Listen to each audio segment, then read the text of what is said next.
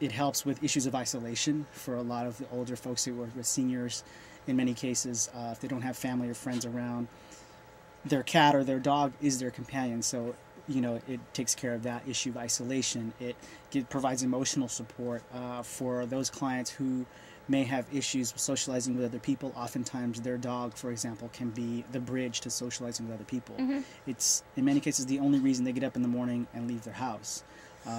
Or because they have to feed the cat. It's the only reason they get up in the morning and take their medication so they can feed their cat. So having motivation to live, providing comfort, relaxation. I mean, there are many studies that talk about the actual physical effects and benefits of having animals, of interacting with animals, petting cats and dogs and such.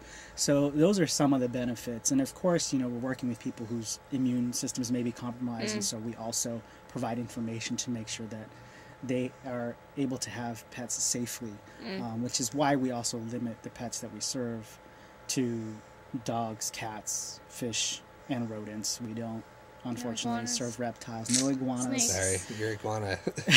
Your iguana wouldn't be able to be registered with Paws.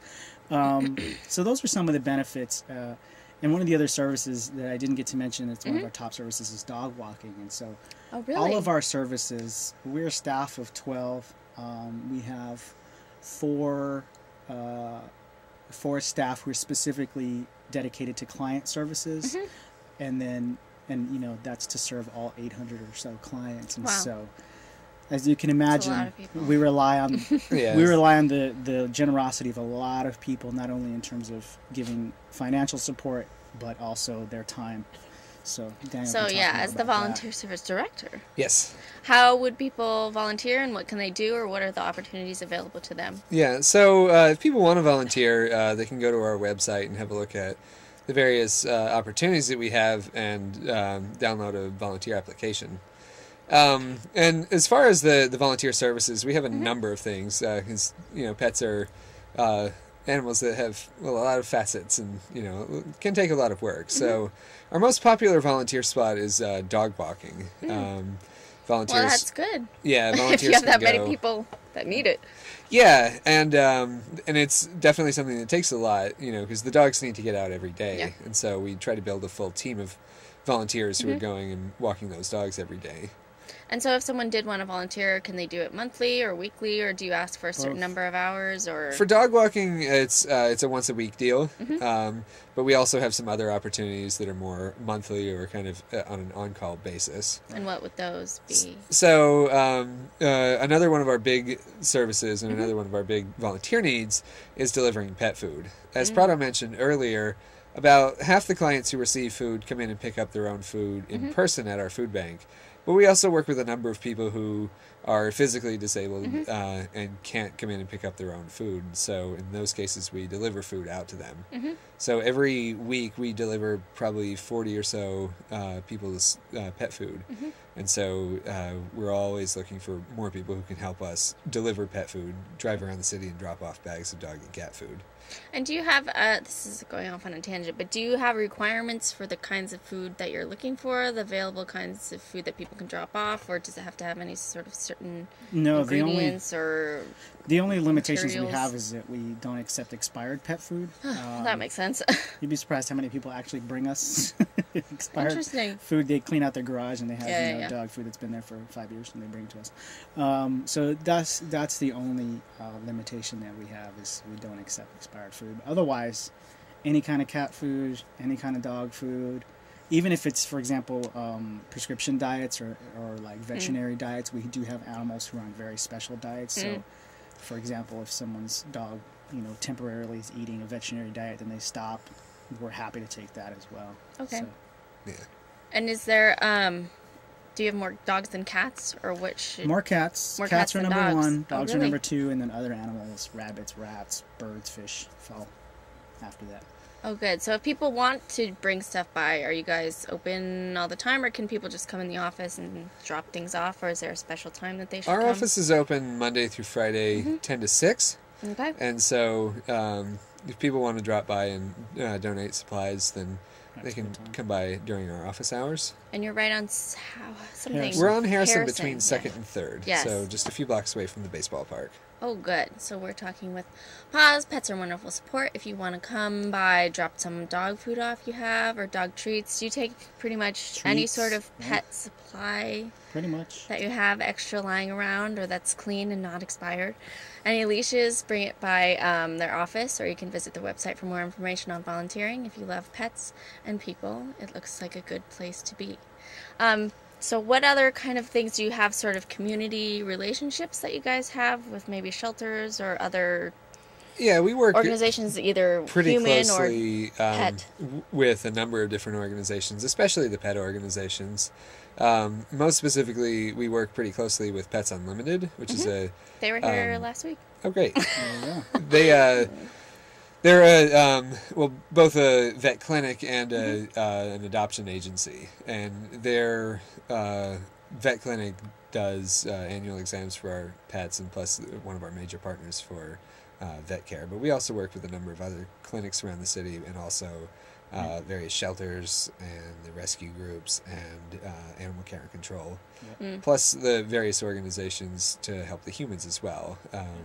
We're in touch with various social workers and things like the UCSF AIDS Project and whatever to help Whatever. or I don't mean it like that. Institute And on whoever, Aging. whatever.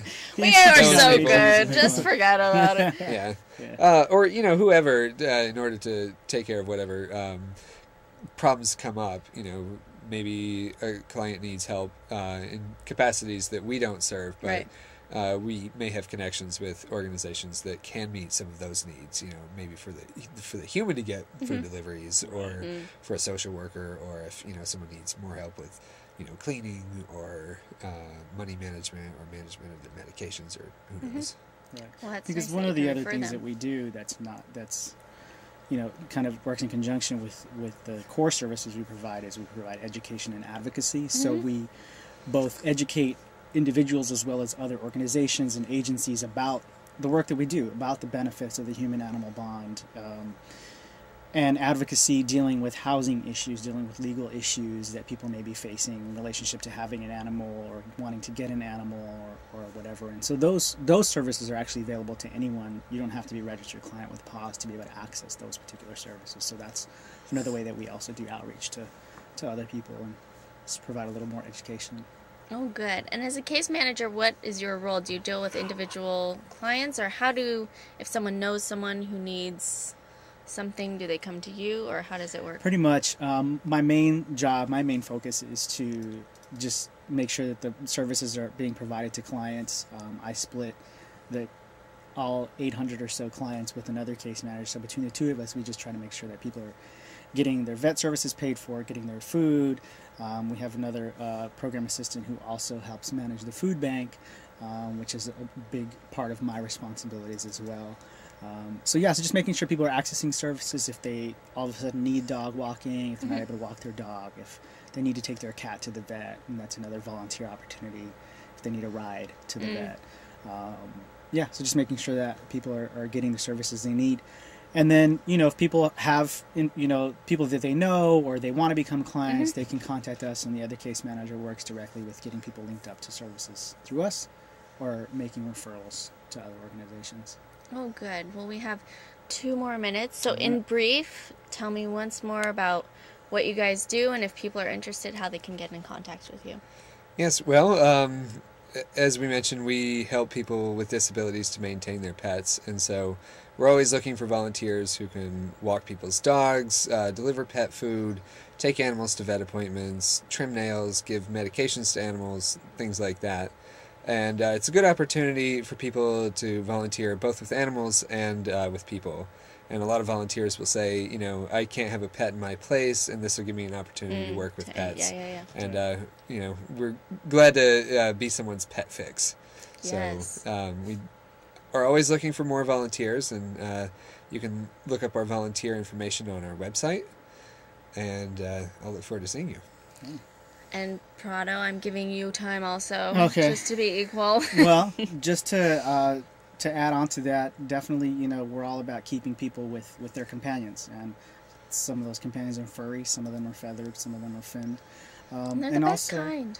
Other volunteer opportunities, you know, if maybe you like what we do as an organization, you believe in our mission, but you're not necessarily into interacting with the dogs or cats or the people, we can always use support in the office if you have administrative skills and organizational skills, things like that. We can computer skills. We can always use those too, because those are the things that help us to maintain the Facilitate the organization. And relationships. all of our funding is from private sources, and so Exactly. if people don't have the time to support, then you can always Definitely. support It's us always financially as monetary well. Yep. funds. We rely That sounds purely great. on individuals and corporations, no government funding whatsoever. So. Oh, good. Well, thank you guys for being here. Well, that was Paws. If you want more information, go to the website pawssf.org. I'm Rebecca Taff, and I will see you next Thursday.